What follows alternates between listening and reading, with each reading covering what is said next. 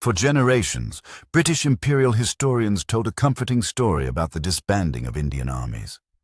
They called it a humanitarian public good. They said it brought peace to a subcontinent ravaged by endless wars between rival powers. They presented it as one of the great gifts of British rule. It was nothing of the sort. It was a calculated social catastrophe, and the chaos it created was then used to justify the very intervention that caused it.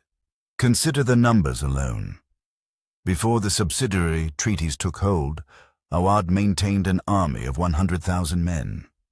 The Marathas fielded 200,000, Mysore another 100,000.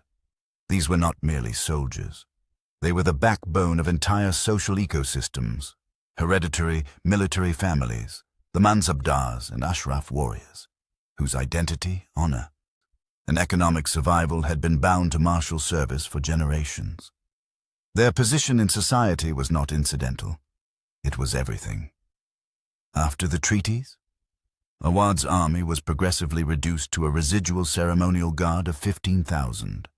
In a single stroke, 85,000, and with them their families, their dependents, the artisans, the cooks, the stable keepers, the entire cantonment economy that had clustered around them, were cast into nothing, not pensioned, not redeployed, simply discarded. Where did 85,000 dispossessed soldiers go?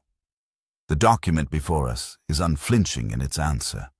Into unemployment and destitution, into rural banditry, roaming the countryside with skills in violence and no means of sustaining life. And into religious militancy, men who had lost their world, now searching for something worth fighting for. Now, the historical sociologist Ranajit Guha identified this dispossession as a proximate cause of the 1857 uprising's particular ferocity in Awadh. The rebellion did not come from nowhere. It came from a generation of men the company had deliberately unmade. And here is the cruelest twist of all. The very instability these men embodied, the banditry, the unrest, the simmering rage across the countryside, was then pointed to by company officials as evidence that India was ungovernable without British intervention. They manufactured the fire. Then they charged a fee to put it out.